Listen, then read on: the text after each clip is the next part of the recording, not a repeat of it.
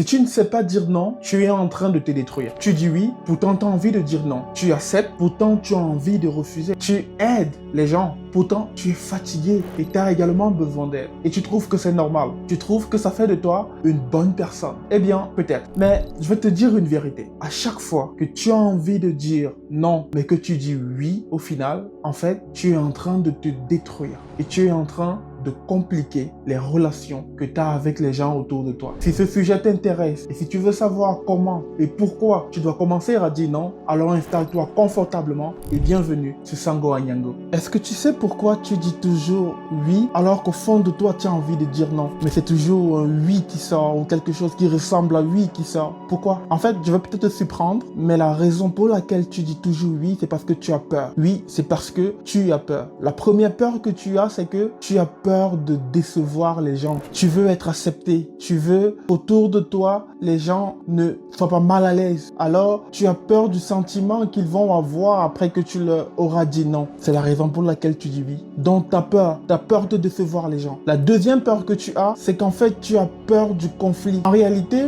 tu as peur du malaise que la situation va entraîner si tu dis non. En fait, si tu dis non, il va avoir un petit malaise d'environ 10 secondes. Et tu n'as pas envie de vivre ce malaise-là. Tu as peur de ressentir ce que tu ressentiras pendant ces 10 secondes qui sont temporaires. Alors tu dis oui et tu finis avec un malaise qui va durer pendant longtemps. Parce qu'en fait, parce que tu auras dit oui une fois, 2 fois, 3 fois, les gens vont s'habituer à ce que tu leur dises oui. Ils ne sauront même plus quand tu n'as pas envie de faire quelque chose. Et quand tu diras non, ce sera plus difficile pour eux de l'accepter. N'aie pas peur de ce petit malaise, n'aie pas peur du conflit. La troisième raison pour laquelle tu dis toujours oui et pas non, c'est parce que tu as besoin d'être validé. En fait, tu te dis, disant oui aux gens, je serai vu comme une bonne personne. Je serai perçu comme une personne sympathique, une personne généreuse. En fait, tu as envie que les gens autour de toi disent de toi que tu es une bonne personne. Et tu te dis que si tu dis non, tu deviendras une mauvaise personne à leurs yeux. Mais il y a une chose que j'aimerais te dire. Si tu continues à dire oui alors que tu as envie de dire non, c'est vrai, peut-être tu passeras pour une bonne personne.